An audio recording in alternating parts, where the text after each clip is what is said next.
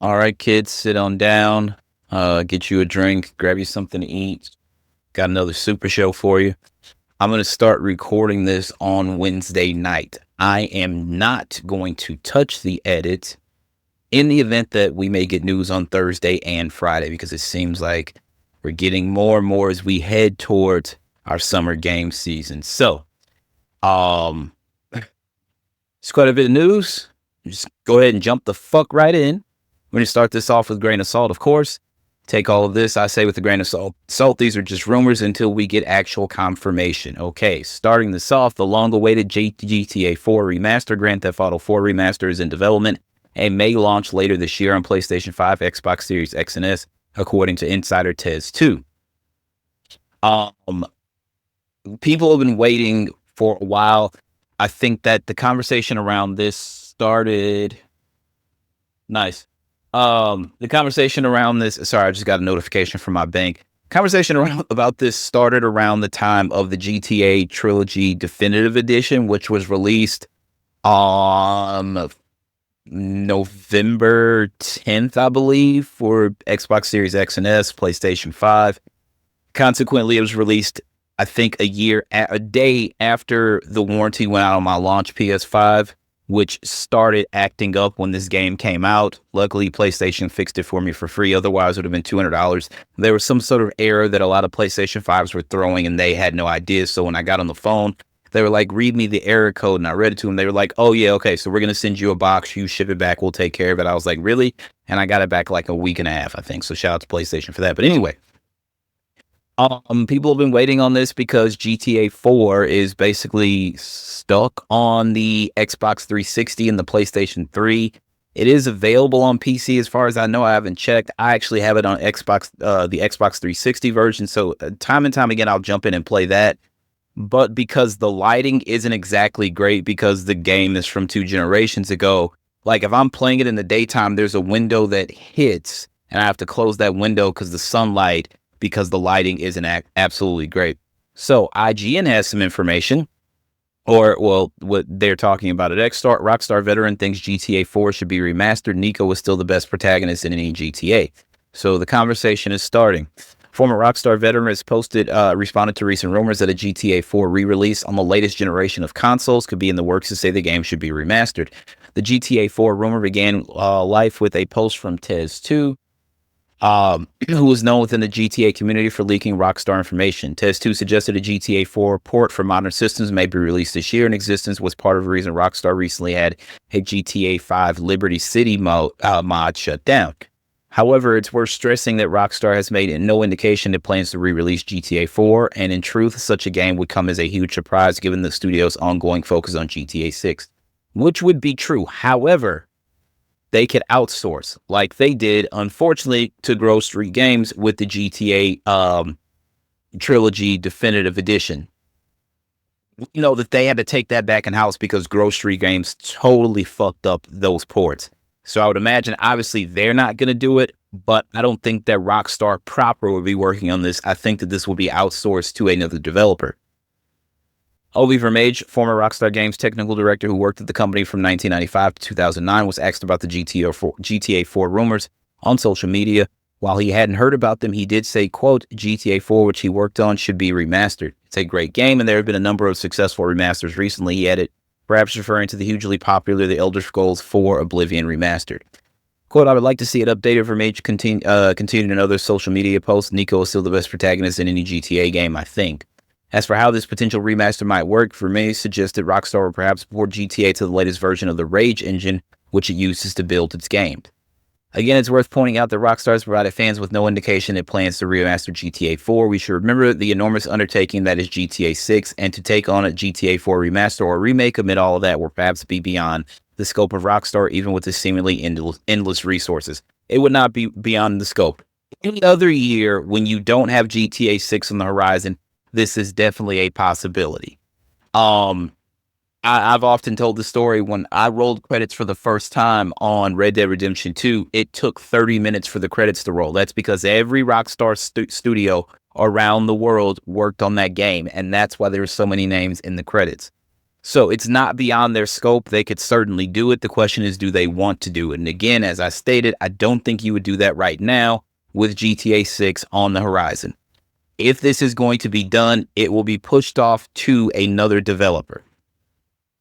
The article goes on to say Rockstar could have an external studio handle the port as it did with the port of Red Dead Redemption, but the timing of a GTA 4 re-release in 2025 makes little sense when you think about GTA 6's initial fall 25 release window. If GTA 6 were not delayed, it's doubtful Rockstar would sell a GTA 4 remaster and a GTA 6 in the same window, diverting the audience's attention away from the main event. Sticking with Liberty City, some GTA fans think the location may end up in GTA 6 either at launch or as post-launch DLC. Liberty Series is the GTA series take on New York and was the setting for 2008's GTA 4, as well as a 2009 spin-off China Wars.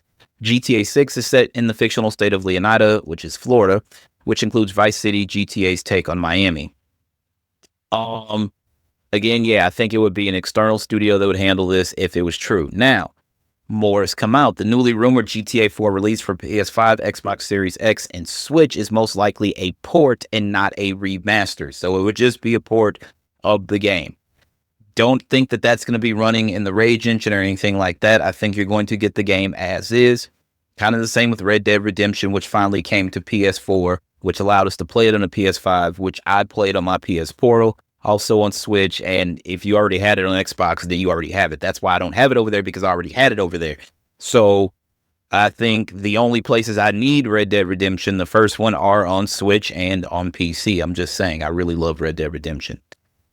Identical to how Red Dead Redemption 1 was ported over to PS5 and Switch with extremely minimal changes to visuals. Do not expect a remaster that overhauls the visuals. You are going to get the same game. What I just thought about, which is really, really crazy, GTA 4 came out in the spring of 2008, and then in the spring of 2010, Red Dead Redemption came out. And then we got GTA 5 in the fall of 2013. So they put out 3 games in a span of 5 years. And then we got Red Dead 2 in 2018, and then we're getting GTA 6 next year. So Rockstar used to work at a really, really frantic pace, and they've slowed it down, but that's because the worlds that their games exist in have gotten much larger, and it's not like, because you have to remember GTA 3, GTA Vice City, and GTA San Andreas were all like a year to, I think Vice City and 3 were like 2 years apart, or a year apart maybe. And then San Andreas was 2 years from that. Let's see. GTA Trilogy. Okay, GTA 3 was 2001, GTA Vice City was 2002, and San Andreas was 2004. So they missed 2003, but they put out games consecutively. But Bully might be in there somewhere. Bully and some other games. I don't know. But yeah, I'm not going to say this is not going to happen. What I will say is take this with a grain of salt until we get actual confirmation. When we get true confirmation, I will let you guys know. But again, this could happen. They kept all the rumors of the GTA trilogy like, yeah, it's coming, it's coming, it's coming. And then out of nowhere, I think like a month or two before the game, Rockstar Games is like, hey, we did this really cool thing like 20 years ago, and people really seem to love it, so we're going to bring it back for your modern consoles. And then the trailer dropped. And the crazy thing about it is they had already pushed those 3 games to the PlayStation 4.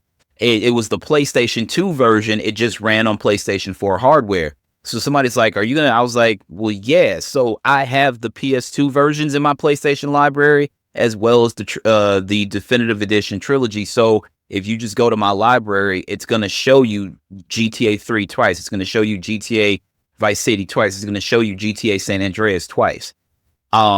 If they did this, if this port happened, yes, I will 100% buy it. I bought it initially on PlayStation 3. The only reason I don't have it right now on PlayStation 3 is because I don't have a PlayStation 3. Both of mine were stolen when my apartment was broken into. I got a new one, and then the PS4 came out shortly after that, so I ended up selling the most recent PS3 to buy the PS4. I don't do that anymore. I keep all my consoles in the previous. Like if I have multiple, I'll give them away. I still have my Xbox One X, and I still have my PS4 Pro from last gen. Going into whatever the next generation is, I'm going to still have my PS5s, my PS5 Pro, my Xbox Series S, my Xbox Series X, all my consoles. I still have my Nintendo Switch, and the Nintendo Switch 2 is coming. I'm not getting rid of it. Preserve your consoles. Preserve.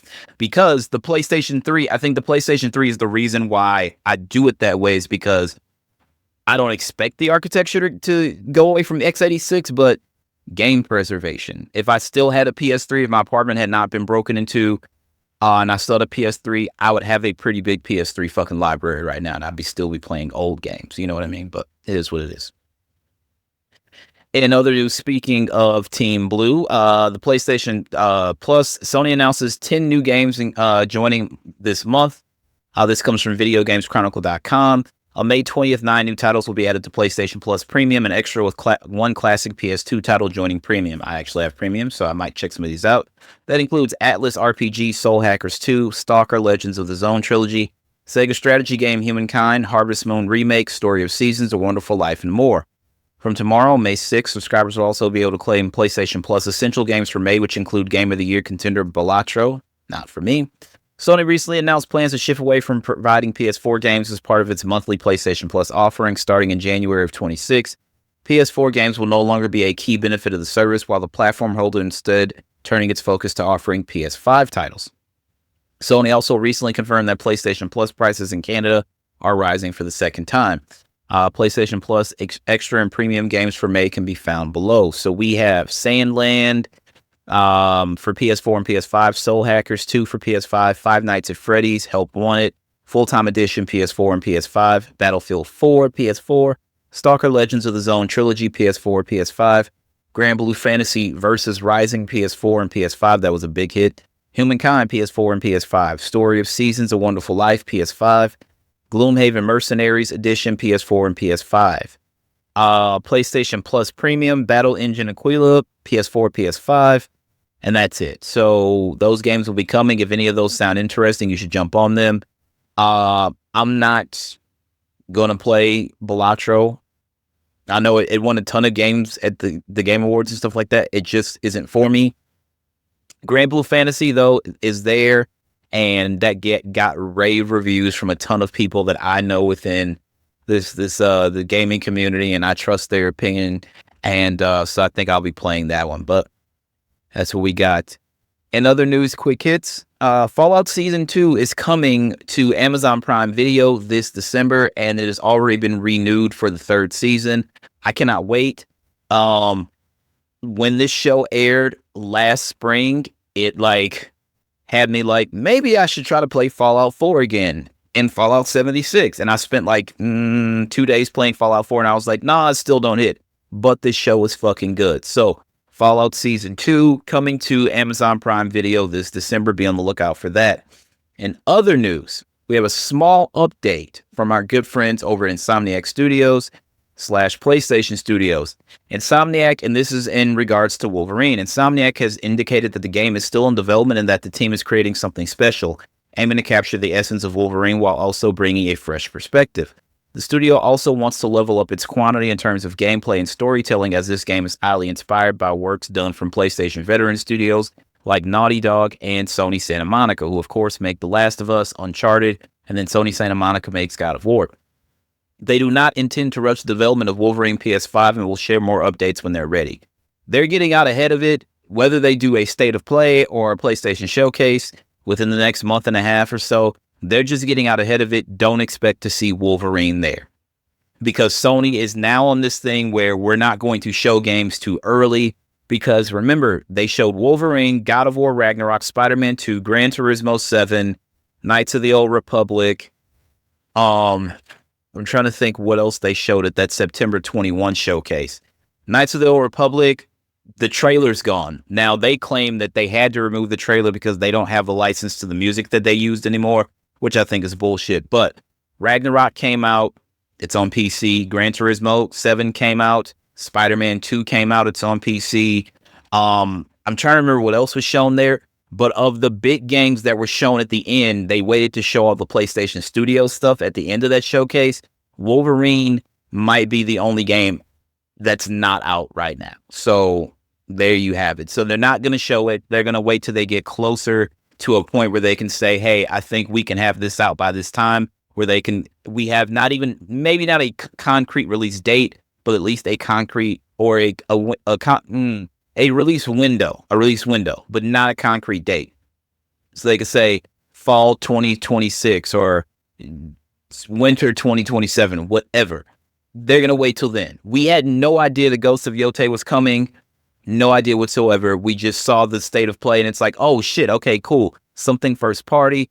Oh, this is a follow-up to Ghost of Tsushima. I'm all fucking in on this. That was the plan.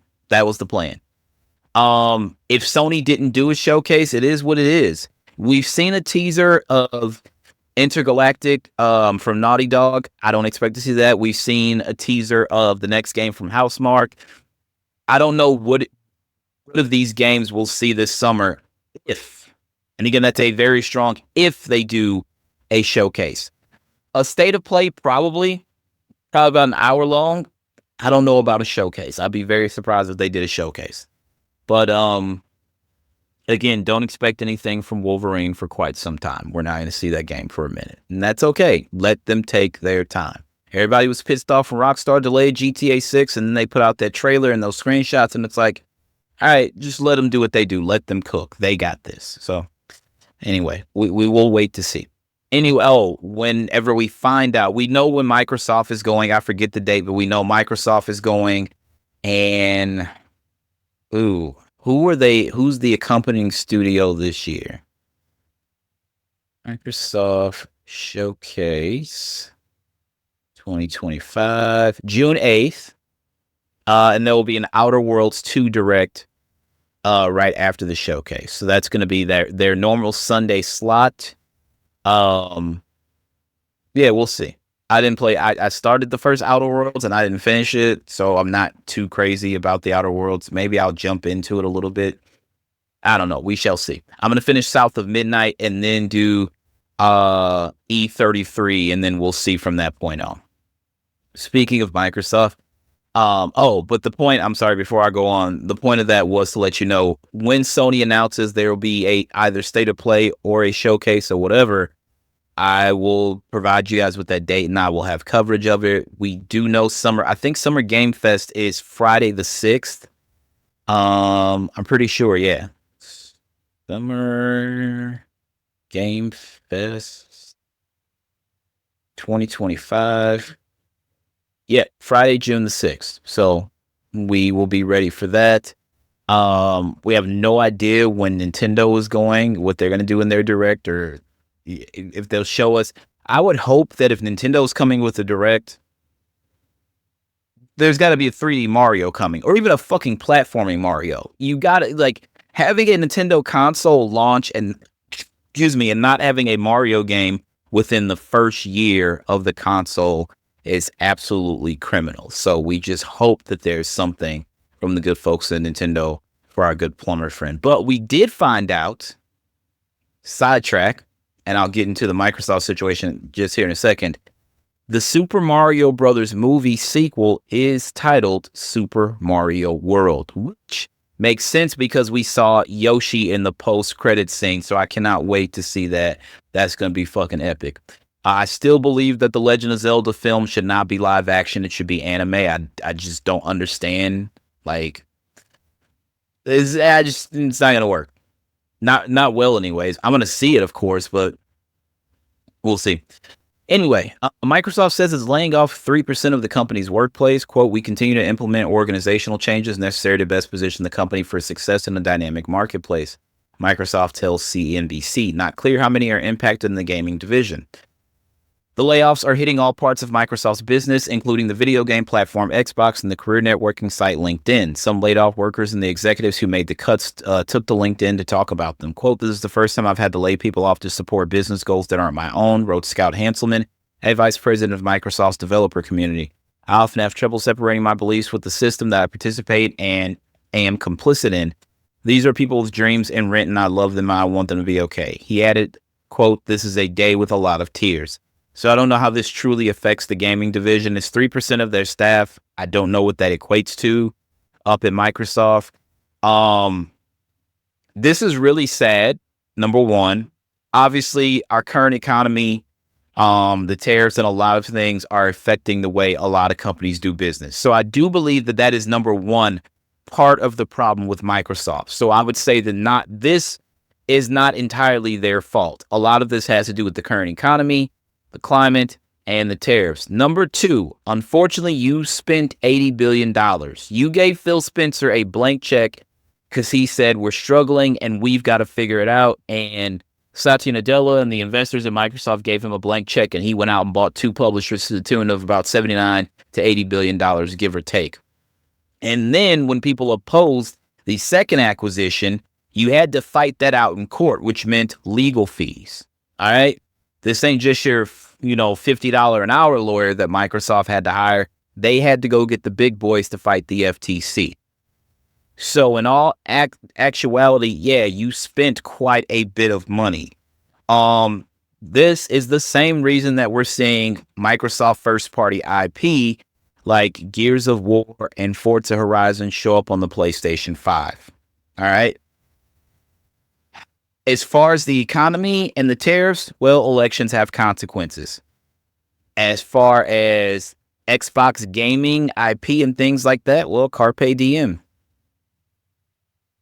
Actually, no, que sera, sera. Whatever will be, will be. You knew that there was going to be a fallout somewhere. And my favorite quote of the year 2024, whenever talking about Microsoft, was this, and I know I said I wouldn't say it again, but fuck it, why the hell not? $80 billion is not a little bit of money. They've got to get that money back in blood. The investors looked at Satya and said, we need our money back. And Phil said, hey, we're building a great thing now that we have this exclusive IP. And Satya looked at Phil like, exclusive? They got to get their money back. Point blank, period. They have got to get their money back.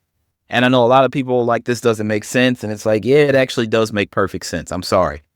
The fact that it is affecting people's jobs, again, part of that is because of the current economy. And then another part of that is the money they spent on that acquisition and the money they had to spend in legal fees and recourse to fight the FTC and other regulatory bodies around the world who tried to stop that acquisition. Okay. So I do feel bad for the people that lost their jobs. All this for a console war, but at the same time, had they not engaged in the war, who's to say that Microsoft doesn't shut the Xbox division down a couple of years ago? If Phil doesn't have the wherewithal to say, hey, let's go acquire Bethesda, and I know we just acquired Bethesda, but let's go get Activision Blizzard King. Like, you can't run the whole division based off of Game Pass subscriptions. That's just not going to work. So it's going to continue to be Halo, Gears, and Forza with little stuff sprinkled in. That might have spelled the end of the Xbox division. But we don't know what's going to happen now at this point. So I don't know. In other financial news, Capcom announced that in the fiscal year 2025, they achieved their highest sales and operating income in the company's history. They've had 12 consecutive years of growth, 13 games sold over 1 million units, with Monster Hunter Wilds leading with 10 million units sold. So congratulations to them. I think what happened with Capcom is they figured out that, hey, we've got a lot of amazing IP and some of this is classic. Why don't we take those classic IPs and bring them into modern times? And that's why we got Resident Evil 2, Resident Evil 3, and Resident Evil 4 completely remade in the RE engine. And then Resident Evil 8, phenomenal. And it seems like they've been knocking it out the park. I'm not a fan of Monster Hunter, but I know a lot of people are, and they seem to really enjoy the game. So kudos to Capcom, man. They found some success, and I'm glad because I want Capcom to always do well. They're one of the studios that has been around since I was a kid, and I'm very fond of their games. So shout out to Capcom, and again, congratulations to everyone over there. In other news, we got word from Skydance Games, unfortunately, important update regarding Marvel 1943 Rise of Hydra. We have an important update. Marvel 1943 Rise of Hydra will now be launching in early 2026. Taking this additional time will allow us to add more polish and make sure we give you the best possible experience and one that lives up to our vision. We have some exciting things in store and look forward to sharing more soon. I don't know where I'm at as far as seeing a trailer, another trailer for this game or something like that at Summer Game Fest or at the Microsoft show, or at this point, will we see anything at all since they seem to have delayed it? But I don't know. I was really looking forward to this game. I still am. I don't know if early 26 is the best time, because it depends on what they mean by early. And it depends on the length of the game, because if it's a really, really deep, lengthy game, talking open world, 100 plus hours and stuff like that, those games cause fatigue. If we say that they call March early, and then we know that May is 2 months around the corner, and as of right now, GTA 6 is expected to launch in May, maybe you hold on to this game, or you try your best to get it out in January or February or something like that. I think that May window, people are going to stay away from like late February up to April or something like that. You don't want your game to be swallowed by Rockstar Games in GTA 6. And I know a lot of people, we'll get to that in a second. A lot of people are like, well, Rockstar might not make this release date. Initially, I think Red Dead 2, I forgot what was the first date or first window. Then I think it was spring, and then that got pushed. And they said the next year, and then it got pushed to fall of 2018 eventually. So it's not like Rockstar can't move off that time. However, some people point to the date, and I remember like when we found out the date, it's like, this is a Tuesday. And it's like, well, they could go back to releasing games on Tuesday. Like, they're Rockstar Games. They can do whatever the fuck they want.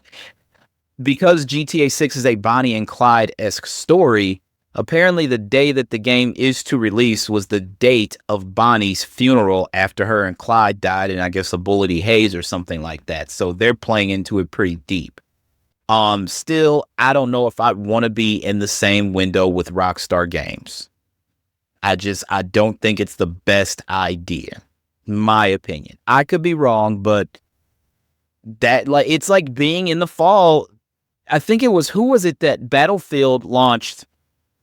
EA launched Battlefield and Titanfall 2 like 2 weeks apart. It's like, these are both your IP.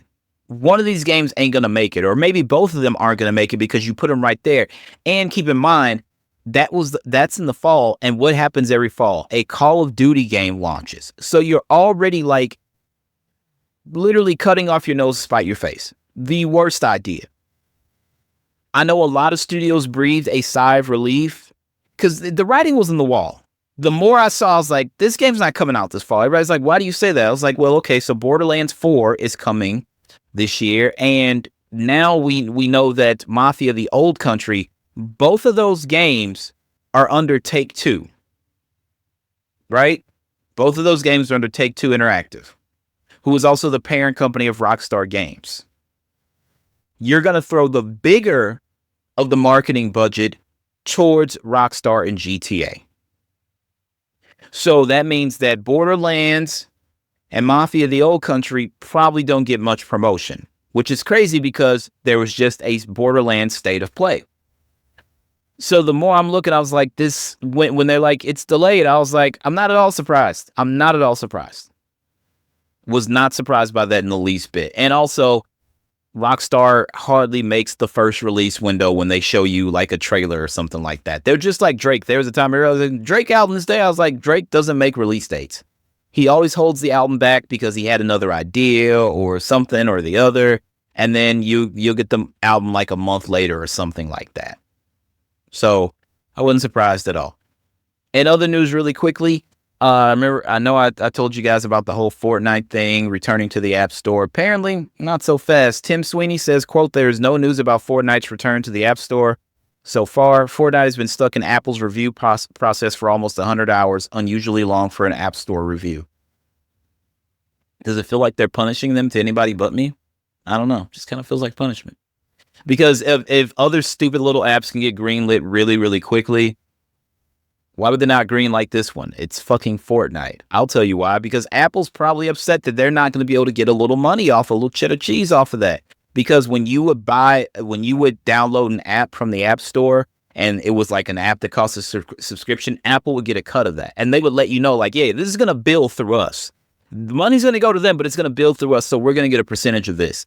Buying V-Bucks and stuff like that outside the App Store, Apple did not like that, and hence that's why the whole thing fucking went down the way it did. As of right now, it's still stuck in the review process. We shall see. I'll keep you updated as soon as I find out more. But this is kind of crazy. In other news, this comes from Dextero. I was talking to a friend about this. Shout out to Ash. Nintendo is willing to brick Switch 2 consoles to tackle piracy. When I saw this, number one, there was no surprise because this is fucking Nintendo that we are talking about. If you've never read the book Console Wars, you need to read it if you're a video game fan, and you will find out just how fucking crazy Nintendo is about piracy, about their IP, and about basically controlling the narrative on anything that has their name on it. Trust me. Or there's Nintendo seal of quality. Nintendo's never been shy when it comes to protecting its intellectual property. Like I just said, last year, the video game company made headlines after shutting down several high-profile emulators, which enable players to run Switch games on their PCs. More recently, Nintendo issued a lawsuit against a third-party accessory manufacturer after they leaked unofficial mock-ups and renderings of the Nintendo Switch 2. The Pokemon-inspired game Pal World is also tied up in an ongoing legal battle and has been forced to make changes to its game. However, Nintendo has outlined a new method that it hopes will stop Switch 2 piracy dead in its tracks. Do you know why? I've probably told the story here before, but I'm going to tell it again. Do you know why when they had the GameCube, the discs were so small? The reason the GameCube discs were so small and weren't standard size CDs is to stop pirating. Because after a while, we found out that Dreamcast games and PlayStation 2 games, they would play burnable discs. So a lot of people were playing like, oh, yo, I got this, that, and the third. Do you want to burn it? And they were literally playing like burnt games. That might be one of the reasons the Dreamcast like failed the way it did. It was a great system, and like it was early on online gameplay. It was a great system, but the burning of the games, I think, also coupled with the fact that the PlayStation 2 came out and everyone lost their fucking mind. I think those two factors probably put an end to the Dreamcast and any, hopes that they had of any success with that console. But it was not a bad console. It was not a bad console at all. But Nintendo their whole thing is like, how do we prevent piracy? People used to backdoor them. Remember the Tengen cartridges that weren't like official Nintendo cartridges, but they would still play on an NES? Nintendo tried to sue them over this. So them fighting piracy and other people using their platform for certain things is nothing new. It's been going on since the 80s. As discovered by GameFile's Steven Totilo, Nintendo will be able to brick Switch 2 systems that bypass, modify, decrypt, defeat, tamper with their games and services. As of May 8th, Nintendo has started rolling out emails to Nintendo account users, which now come with some amendments to its user agreement policy. And I did see that when I turned on my Switch to play something. The full update can be found below. Quote, without limitation, you agree that you may not A, publish, copy, modify, reverse engineer, very important there, lease, rent, decompile, disassemble, distribute, offer for sale, or create derivative works of any portion of the Nintendo account services, bypass, modify, decrypt, defeat, tamper with, otherwise circumvent any of the functions or protections of the Nintendo account services, including through the use of any hardware or software that would cause the Nintendo account services to operate other than in accordance with its documentation and intended use. Obtain, install, or use any unauthorized copies of Nintendo account services, or exploit the Nintendo account services in any manner other than to use them in accordance with the applicable documentation and intended use. In each case, without Nintendo's written consent or express authorization, or unless otherwise expressly permitted by applicable law.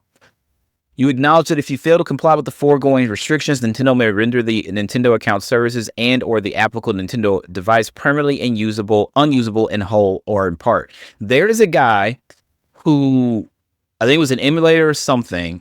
Let me see if I can find the story. He basically has to pay Nintendo $5 a day for the rest of his life. Yep, man has to pay Nintendo for the rest of his life. Bowser owes the makers of Super Mario $14.5 million.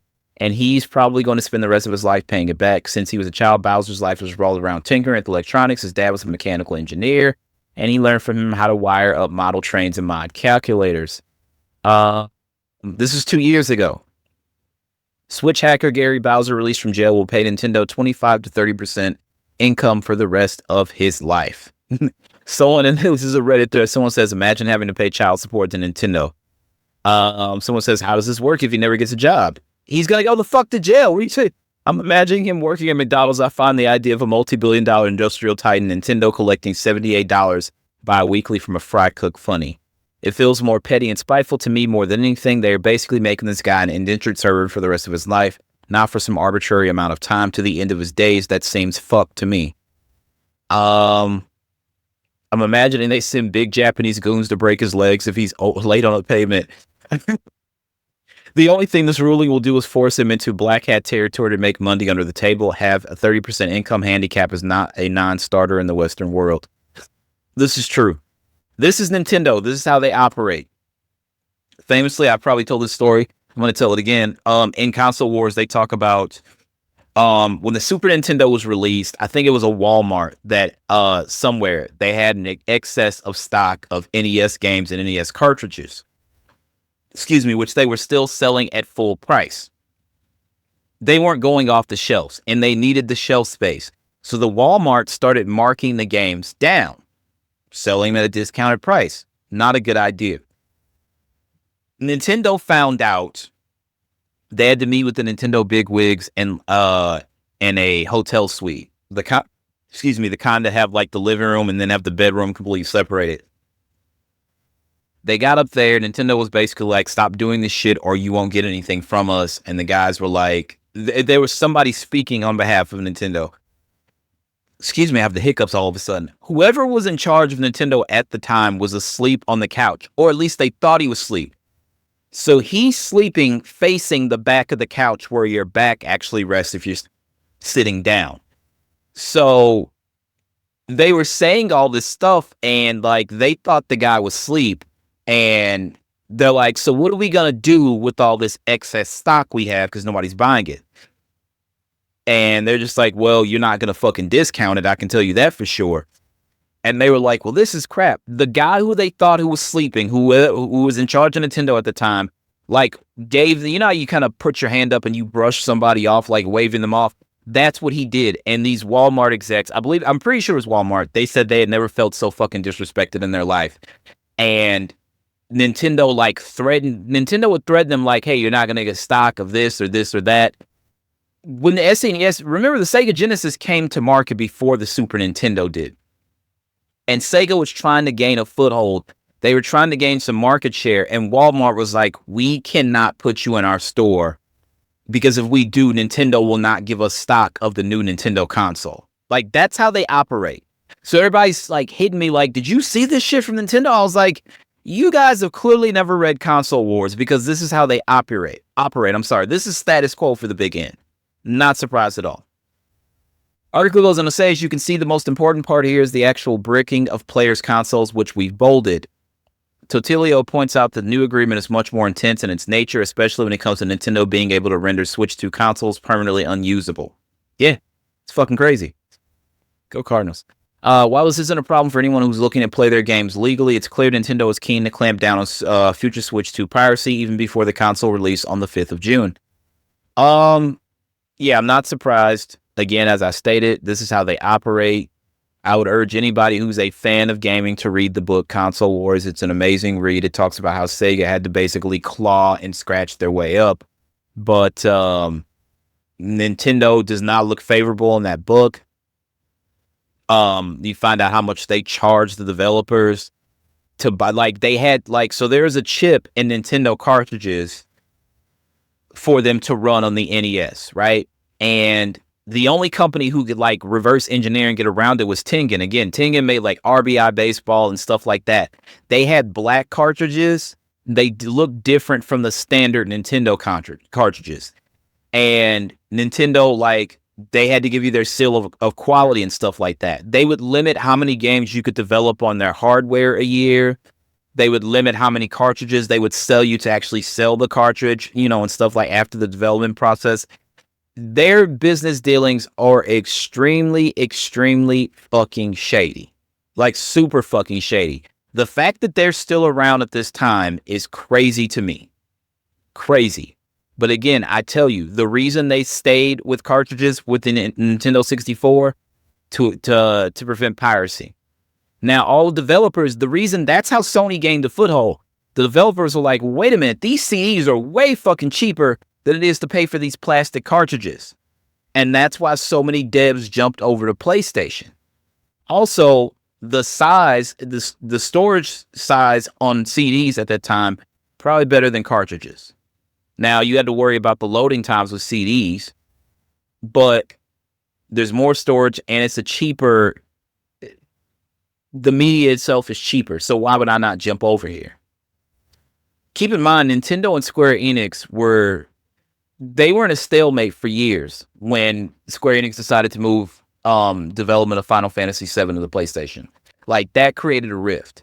And it took them till, I don't know, 5-6 years ago or something like that. I can't remember exactly when Final Fantasy VII finally came to the Switch, but like, they weren't working together. Like, it was like the head guy at Square Enix and the head guy at Nintendo were basically like, no, fuck that guy. Don't ever mention that guy in my presence again.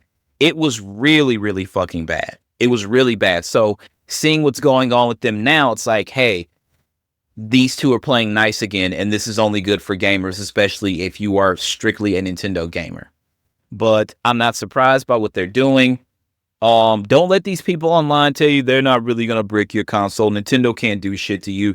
You will end up like this motherfucker that's got to pay them every day or basically every week for the rest of their life. Don't listen to these people telling you they can't do anything. They can't sue you. They will sue the pants off of you. Do not listen to these people. Be smarter than that. Just be fucking smarter than that. That's all I'm telling you. We do have the final specs for the Switch as compared to the Switch 1. Switch 2 NVIDIA T239. The Switch 1 NVIDIA Tegra X1. CPU 8x ARM Cortex A7AC.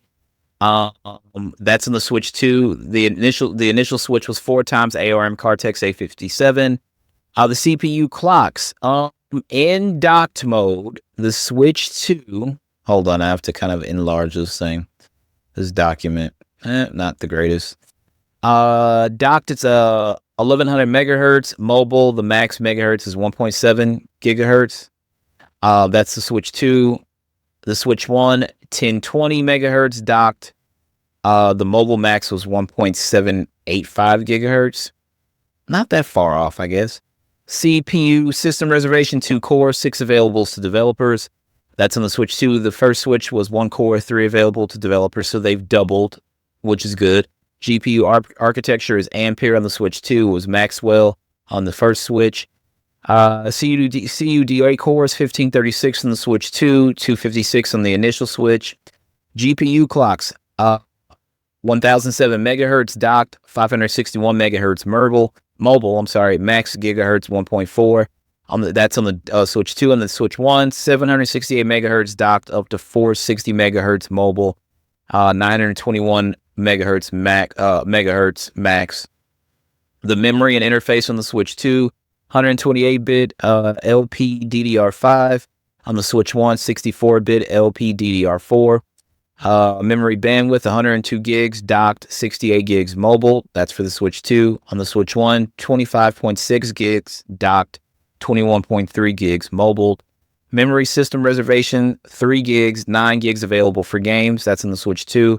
On the Switch 1, 0.8 gigs, 3.2 gigs available for games. So those are the specs of the Switch. The one thing I can tell you about the Switch 2, the battery life is actually worse than the Switch 1. So if you plan on playing a lot in handheld, you better keep a charger with you. Like if you're on a train and stuff like that, or you're on a plane, just make sure you have a charger. Generally, everything takes USB-C now, so you shouldn't have a hard time finding a place to plug it in. But if you're going to play a lot in handheld, you're going to need a charger with you because the battery life is worse than the first Switch. That's what I've been told, and that's what a lot of people who got to do the Nintendo experience and got to get hands-on with the hardware, that's what they are saying. And then lastly, well, let's talk about GTA 6. Now, this is another article from our friends over at Dextero. People misquote things, and that's my biggest issue. Like, I hate to be misquoted. I know most authors, journalists, and generally anybody who's talking for a living, they hate the same thing. That's not what I do for a living. I do something completely different. However, Jason Schreier, well known within the games industry, I've read 2 of his books, Press Reset and then Blood, Sweat, and Pixels, both really good books, especially if you're a gaming fan. You should check those out. Jason said the other day that GTA 6 may not actually release in May of 2026. What I said earlier is this: Rockstar generally does not make the first release window or release date. There's always a chance the game could get pushed, and that has happened before. It happened with GTA 5. It happened with Red Dead Redemption 2. This is no secret, so I don't know why people were going crazy. Anyway, Grand Theft Auto 6 could actually suffer a further delay to its release date, and there are some game developers, quote, praying that it slips again. Towards the end of 2024, a number of rumors and reports surfaced claiming that Rockstar Games have been preparing to delay GTA 6's release by a few months. At the start of May 2025, the iconic game devs confirmed that in a big blow to expecting Grand Theft Auto fans. As of now, the highly anticipated title was set to release on May 26th of 2026. The delay has been apparently has been good news for GTA 6, given that the reputable leakers have claimed it to be in a much worse place if Rockstar stuck to their holiday 2025 release window. Despite the devs releasing a long-awaited second trailer and revealing more details about Jason and Lucia as well as a host of other characters, the game still isn't fully clear of the delay fears as it could slip again. This is according to Bloomberg's Jason Schreier, who accurately reported GTA 6's delay as he noted the game could slip again. Quote, "There's no guarantee that May 2026 is a sure thing," he said in the May 9th Bloomberg report, noting that other games are trying to avoid the Grand Theft Auto release. In fact, some are praying that it does slip again. It is a massive game of 4D chess playing outside across the entire video game industry as business analysts at every major company try to discern whether Rockstar will actually finish the game in time for a May 2026 release date so that they can plan accordingly. A further delay to Grand Theft Auto's release would undoubtedly frustrate fans who are already up in arms that they've got to play Rockstar's newest game yet. There's also the chance that GTA devs will fill in the gap with, in the release calendar with the GTA 4 port to modern consoles. Rockstar insider Tez Fun noted the game has been in production for over a year now and could drop before the end of 2025. And again, we talked about that at the top of the show. I hope that it doesn't slip again. I remember there was someone, I can't remember their name, they actually were waiting on a game and they had terminal cancer, and once they knew that, like, the doctors had kind of told them there was really nothing they could do for them, these tweets started going out, and let's see, what game was it?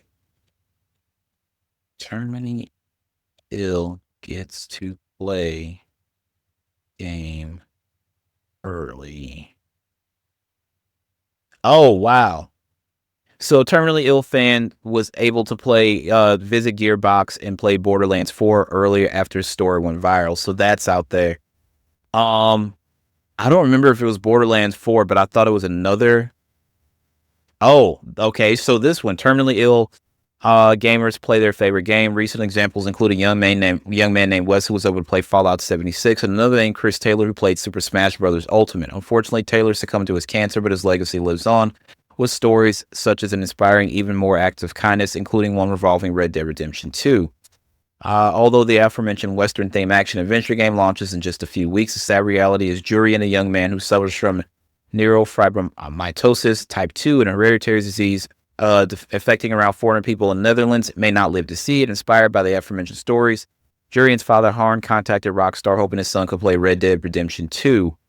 When Rockstar Netherlands was contacted, the company was willing to allow, but had to contact headquarters first. Nevertheless, the company still set Jurian up quickly, and by the end of the week, 2 employees showed up with a private demo of the game. Jurian was able to play the game for a full afternoon before Rockstar left. The young man afterward gave the following as his reasoning to share the story. Quote, "Seeing as I read an article a short while ago about a similar case with Nintendo, I thought I'd share, seeing as Rockstar did me a favor as well."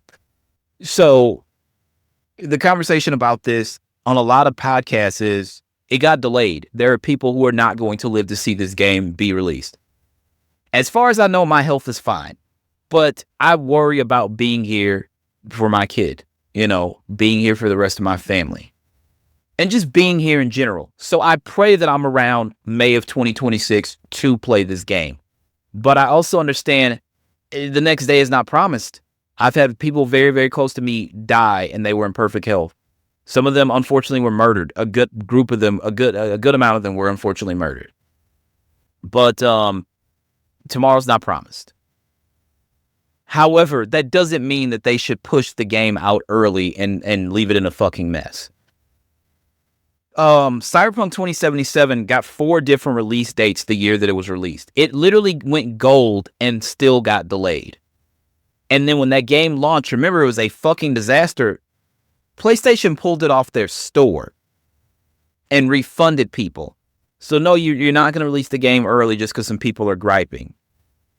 I hope that all of us who are fans, I sincerely hope that we are all around next year to play this game. At my age, I will be 43 a month from yesterday as I start this recording. Tomorrow is not promised. But it's not a video game I want to stick around to play. I want to stick around for my kid, for my family. That's what this is all about. But yeah, I would love to play Grand Theft Auto 6. So I'm sending prayers, number one, to anyone out there who is battling any kind of affliction, anything terminal, having any sort of health issues. You have my prayers. And I just want you to hold on. And this also makes me think about the fact that our good friend who we lost, Desmond, who went by Etika in the community, Joy-Con Boys, man, Joy-Con Boys for life. Etika, unfortunately, he transitioned, to the other side. Yesterday would have been, I believe, his 35th or 36th, not yesterday, a couple days ago, his mid-30s. It would have been his birthday. And it's like, damn, like, my guy didn't get to be here to see the Switch 2 reveal or see or see Tears of the Kingdom or a lot of, like, Etika was like, literally Joy-Con Boys. Like, he started that, you know what I mean? So when people say Joy-Con Boys, I always think of Etika, The community absolutely loved him. Which is one of the reasons I just want to implore people, stop the console warring, right? You guys arguing over Sony and Microsoft and Nintendo, they're not going to put any extra money in our pocket. Now, some of you, if you scream loud enough in front of a camera or in front of these here microphones and you get enough of a presence online, they'll say, hey, we got a code for you to check out this game that's coming out. And that's fine. And some of you used to get flown. I don't know how much is happening now because these events are becoming more digital. Thank you, Nintendo, for that. Some of you guys were getting flown out to see the next whatever, this, that, and the third. And that was cool. But that's no reason to be like threatening people's families and shit like that. This is video games. This is supposed to take the stress off of us. It's supposed to take the stress off of us. So I just implore you guys to stop with the console warring and bullshit. Just please stop that stuff. Anyway, speaking of Grand Theft Auto 6, Digital Foundry has some thoughts. This is Digital Foundry's thoughts on Grand Theft Auto 6 running on the Xbox Series S. Quote, likely challenging to scale down. Most likely very decreased resolution. Speculates the Series S version will have lower texture streaming quality, lower volumetrics, lower detail assets, lower resolution shadows. Most definitely decreased ray tracing. Quote, big time. Speculates ray tracing reflections could be disabled, but this might severely alter the look of the game, as ray tracing reflections depend on glass and glossy surfaces. Likely will cut down on the hair strand system. Not likely, but possible. The hair strand system could end up exclusive to Xbox Series X, PS5, and PS5 Pro, as seen in Dragon Age: The Veilguard, which removed it on Xbox Series S due to rendering budget limits and replaced it with hair cards.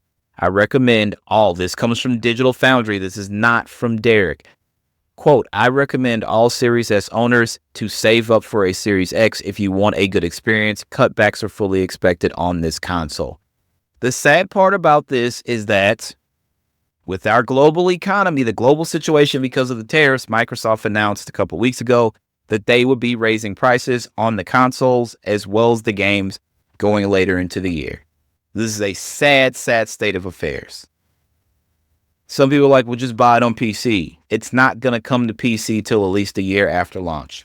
Rockstar never launches on PC simultaneously with the consoles. It's just not something they're going to do. We've already seen PlayStation 5, Xbox Series X and S. That was at the end of the title card. It's not going to happen. So do with that what you will. I don't know, guys. I have a Series S. I do love it, but I also have a Series X. I have a PlayStation 5. I also have a PlayStation 5 Pro. You know what I mean? Some games I know just aren't going to run well on certain hardware. So you have to really, like, gaming is it's a luxury hobby. At this point, it's definitely a luxury hobby. So do with that what you will, ladies and gentlemen. Anyway, we shall see if we get any more news here in the next couple of days. We're going to pause this. And if we don't, well, then I'll see you on the other side. Gentlemen, welcome to Overtime. I had this idea because I kind of was like, if I record so early in the week, there may be more stories that come out. And sure as shit, that's what happened. The reason I had to record early is because my kid had softball games, so I was not going to be available to do it any other time.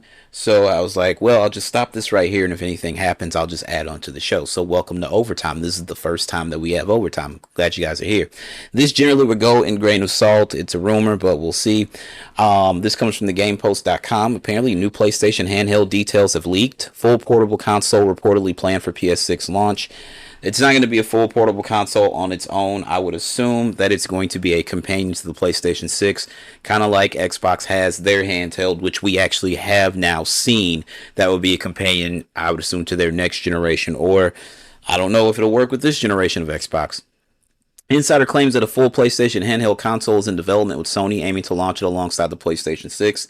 This should surprise nobody because as I look to my right, my PlayStation Portal is sitting right there and it was very, very successful. And a lot of people were like, well, if you're only streaming from your PlayStation 5, it's not really, this is not going to work. The thing sold out immediately. And then everybody was dying to get one. Then they started making, pushing these updates where, hey, you don't need an actual PlayStation 5 to actually use the PlayStation Portal. And everybody's like, okay, now I kind of really, really want one. So it's no surprise that this is an R&D. We knew this was coming. Handhelds are going to start kind of, being the wave again. And yeah, I have no issues with that. Article goes on to say the rumors about Sony launching another handheld PlayStation are heating up again, and this time the details sound more promising. Earlier this year, there were already whispers that Sony had a new PlayStation portable console in development. Now, a leak has added even more weight to the story, claiming that Sony is working on a full handheld console set to launch around the same time as the PlayStation 6. This all comes as both Sony and Microsoft are getting more serious about handheld gaming, with Sony recently testing the waters through the PlayStation Portal. The latest information comes from the NeoGAF forums, where a well-known Xbox hardware insider who goes by the name Heisenberg FX4 shares some new details in response to the fan questions. This leaker claims to have sources confirming that Sony is indeed working on a full-blown PlayStation handheld, not just a refresh of the Portal, but an entirely new console. According to the Post, the upcoming PlayStation handheld won't just be a minor upgrade with a better screen or improved Wi-Fi. Instead, it's described as a real portable PlayStation console designed to stand on its own and cost more than the current Portal device, which launched at $200. So I'm wondering how much this thing is going to cost. Quote, a full-blown PS handheld is coming, Heisenberg FX4 wrote. When pressed for more details, the leaker confirmed, I do have sources on this, and later added, quote, timing-wise, somewhere around the PS6 launch. What this means is that Sony's new handheld is expected to be part of the next generation, likely targeting a release window around 2027 or 2028, lining up with earlier reports and speculation about the PlayStation 6 launch. While this leak has definitely caught the attention of PlayStation fans, it's important to remember that nothing is official just yet. Sony hasn't confirmed anything about a new handheld, and these plans could still change before launch. As with any leak, it's smart to take these details with a grain of salt until the company makes an announcement. I'm not surprised. I do think this is real. The crazy thing about this is just like, yeah, the PlayStation 6, and we're like, yeah, that's a ways away. But it really isn't. The fact of the matter is, because of the pandemic and the way the consoles launched, and a lot of the early games and still a lot of the current games being cross-generational, it doesn't feel like it's really been that long. The PlayStation 5 and Xbox Series X and S consoles will be 5 years old this year. We are there. Sony said it. Hey, we're in the back half of the PlayStation 5's life cycle. And everybody's like, that can't be. But no, we really are there. Guys, we're there. These consoles are coming quicker than we think. So it'll be interesting to see. 2027 is, I would assume, is what both PlayStation and Xbox are shooting for. A lot of people would be surprised if Xbox actually put out another console, considering the situation with them seeming to go fully third party. So I don't know. In other news, we do have some free updates for selected Nintendo Switch games with the Switch 2 coming. 55 worldwide games. ARMS, Big Brain Academy, Brain vs. Brain, Captain Toad Treasure Tracker, Game Builder Garage, New Super Mario Bros. U Deluxe. For this one, this is the first one that caught my eye. Visuals optimized for the Nintendo Switch 2 display and high-resolution TVs for improved image quality. Pokemon Scarlet and Pokemon Violet optimized for Nintendo Switch 2 display and higher-resolution TVs for improved image quality. Frame rate improved for smoother movement on Nintendo Switch 2. This one really was interesting. Super Mario 3D World plus Bowser's Fury. Visuals optimized for the Nintendo Switch 2 display and high-resolution TVs for improved image quality. Frame rate improved for smoother movement on Nintendo Switch 2, including Bowser's Fury. HDR support, game share compatibility. Up to 4 people can play Super Mario 3D World and Bowser's Fury.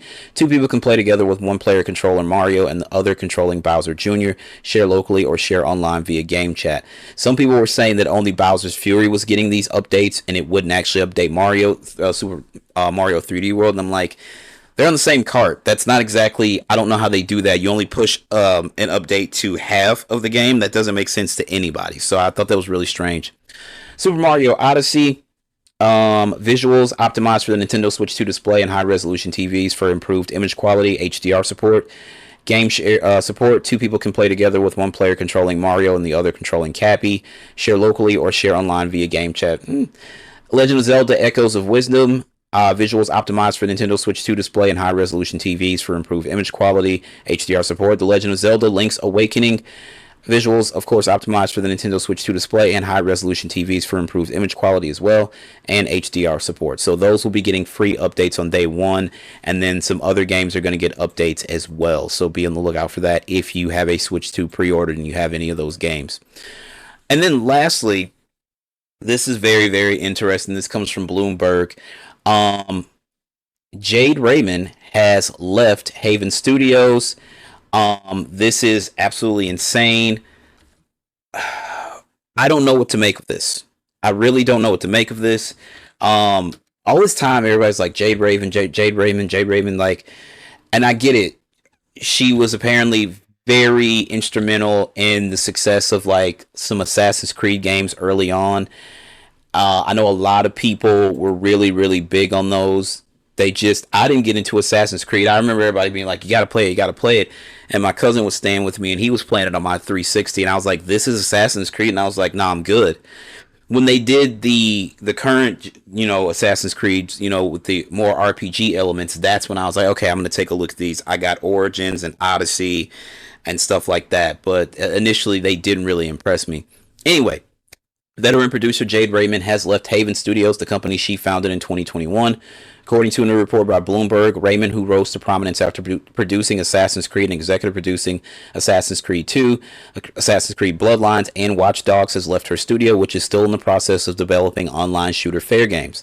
Although a reason wasn't given for Raymond's departure, the report cites sources who note that an external test of fair games took place several weeks ago and that some developers were concerned about how it was received.